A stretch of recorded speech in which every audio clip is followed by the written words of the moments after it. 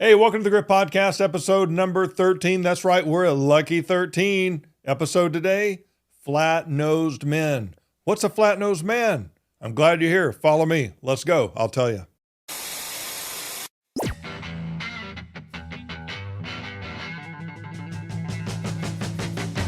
Welcome to the Grit Podcast. Welcome to the Grit Podcast, the podcast that motivates and encourages you to become the real man you're destined to be. Broadcasting live in the rugged Northwest, just east of the trailblazing city of Portland. So let's get locked and loaded, because it's time to get gritty with it. Here's your host and lead grit man, Jamie Worley. Well, hey, everybody. I got to ask you a question. Do you know any stubborn guys out there? Everyone right now is shaking their head yes. And I'll tell you what, the guy that's listening to this, you're probably considered a stubborn guy. If not by your friends, then definitely by your wife. But I tell you what, there's something beautiful about stubborn guys. I'm not talking about stupidly stubborn. I'm talking about persistently stubborn. You know, I'm part of the Gresham Chamber of Commerce. I'm an ambassador there, and I have a chance.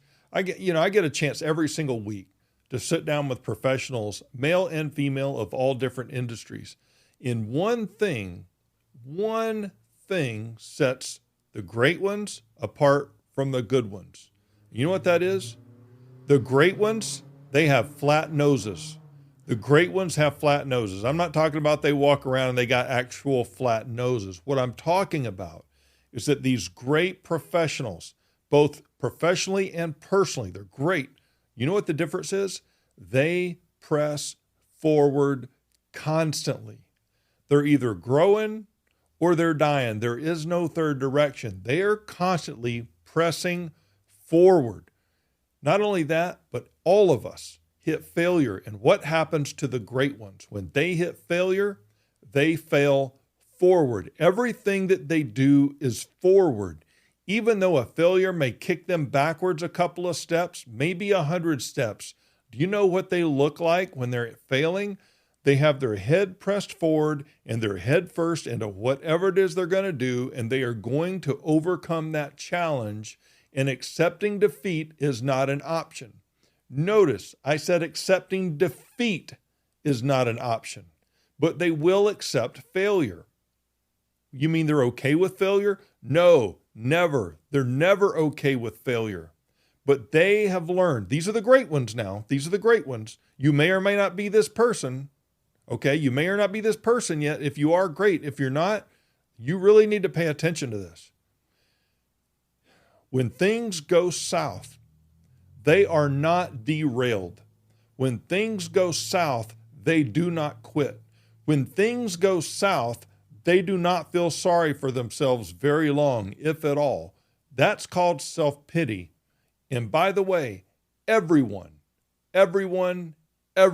drowns in the sea of self-pity. If you're feeling sorry for yourself when failure happens, you got about 5 minutes to get it out of your system, because everyone, let me say it again, everyone drowns in the sea of self-pity. When you begin to feel sorry for yourself, make no mistake, you are not failing forward, you are falling backwards. Failing is part of the journey. And the flat-nosed man, he fails forward. Well, what do we do when we encounter these failures? Well, you have to look at failure a certain way. You need to see failure for what it really is. I want you to think about something. When you were in school growing up and you were taking a test, and let's say you failed the test, what did you discover? You discovered what you knew, and you discovered what you didn't know. If you didn't have failure, you wouldn't have any tangible proof about what your weaknesses are or who the weaknesses are. Those people in your life that tend to, grab a hold of you and act like anchors, you need to know who they are, but you won't know who they are really until you're drugged down. And so you have to experience failure. It is part of the journey to success, and it is part of the journey to greatness. And I want you to be not only a good man, but I want you to be a strong man. Not just a strong man, but a great man with courage. I want you to be a stubborn man for the right reasons and for the right things. You have to look at failure. If you want to be great, stop making excuses. We've already talked about that how many times before on this podcast.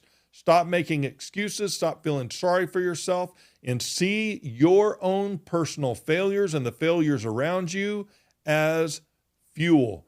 They are opportunity. Don't take failure and don't look at it as a problem, but look at the failures in your life, especially currently, as a challenge. A challenge to what? A challenge to overcome this obstacle. A challenge, I don't know, to deal with strength. Look at it like weight training. Nobody gets stronger if you're not lifting weights that are too heavy for you to lift. You need a heavy opponent. You need a lot of weight on that bar, just enough that you can lift it. If you don't push that weight and you don't learn to push that weight around, you'll never push more weight around. And becoming a great man, a strong man, especially on the inside, and that's where it's at, guys. It's not on your muscles on the outside. It's being strong on the inside. You have to have practiced moving obstacles around. And those obstacles, by the way, that's right, it's the F word, failure. Without failure, you will never become anything great. You will never become a strong man. You don't become strong through success. You will become strong through failure. Don't take failure as a problem, but look at it also not only as a challenge, but as an opportunity. An opportunity to what? An opportunity to innovate. The greatest innovations in our human history have come because of obstacles that have come because of failures. You reach failure and it fails, and you fail again, and you press forward. You press forward. You press forward, and you take it head on once again. And when you find out, and you don't know till you've tried over and over again whether you can move that failure or it's time to innovate something new, and that will bring you success. Don't look as failure as a problem, but a challenge. Not only a challenge, but as an opportunity for innovation. Not only as an opportunity for innovation, but look at it as a wake-up call to do what? To pay more attention. Sometimes we fail because we're not paying attention to where we're going. We just kind of think, well, I'll deal with it when it comes, and we just kind of bump into stuff. You're not a bull in a china shop. Nobody who's great is a bull in a china shop. If you want to be great, you have to be calculated. You have to take the time to plan, and you have to have the discipline to execute that plan if you want to be successful. Failure can be a wake-up call also for you to be better. Maybe you're failing at certain things and you just can't seem to get past it. That failure is pointing out the weaknesses that you need to work on, where you need to be stronger. Failure is not only a challenge, it's not only an opportunity to innovate, it's not only a wake-up call to pay attention and to be better, but failure, let that be a motivation for you to try again. Keep pressing forward. When you hit failure, don't quit. Don't run away. Don't go pout and feel sorry for yourself. View it as a challenge. A challenge to what? A motivation to try again. All the while, you know that you might fall again. You may fail again, and it's going to hurt. In fact, I'm going to go ahead and tell you this just straight up. You will fail again at something at some point down the road. So you might as well start preparing your inner self for that now. You've got to get stronger and stronger through your current failures so that you will be equipped and strong enough and even stronger to deal with your future failures. You will fail again and it will hurt. But if you see failure as a blessing, you will keep pressing. Let me say that again. If you see failure as a blessing, you will keep pressing. Why? Because you've accepted failure as part of the process. You've accepted your own failures actually as a gift, because without that gift of failure, you wouldn't know any better. You would have no idea what direction to go. Without failure, you could not be bumped back into innovation. You could not be bumped back into motivation. You and I, we need failure. I would even go so far to say this. If you're not failing on a regular basis, then you're not trying very hard. You're really not moving forward. You're playing it safe. Now, I'm not saying you shouldn't play certain things safe. You do need to play certain things safe. Maybe not safe, but wise. You can do wise things that are risky. Did you know that? Don't throw the baby out with the bathwater. Just because something's risky does not mean it's unwise. You can be wise and take risks. Flat-nosed men, they make success a lifestyle. How does it become a lifestyle? They do not quit. They keep pressing forward, and that's why their noses are flat. Everything they do is moving forward, even failure. Even their failure, they fall forward. They fail forward. They make failure their fuel. You ever thought about it that way? Instead of experiencing failure and all of a sudden feeling sorry for yourself, you feel like you're running on an empty tank, you can't really do it anymore, you're tired and you're whining, and I'm not minimizing your pain. I've been there myself. Failure can either drain you, or you can look at failure like Michael Jordan did, like Kobe Bryant did, and make it fuel for your soul. And when you do that, you get this look in your eye, maybe the kind of look I have right now. And you say, you know what? Failure sucks. I don't like it, but it's necessary. Thank God for failure, because now I'm pissed. Now I'm angry. Now I'm really going to try even harder. If you take no for an answer, then you will quit. Don't take no for an answer. If you cannot overcome an obstacle, that's not a failure. If you innovate, not if you innovate, if you keep trying and keep pressing your face against this obstacle and you simply can't move it, get some help. Grab some other guys and say, hey man, I need help moving this thing. I refuse to fail again at this. I will overcome this. You might fail again. That's okay, but that's irrelevant. You've got to have the attitude. I might fail again, but I will not be defeated. I will get back up. And this failure, this obstacle, it's going to pay for what it just did to me. Okay? You've got to have that fire in your eyes. I don't care if you're tall or you're small. I don't care if you're muscular or you're fat. It does not matter. None of that has anything to do with it.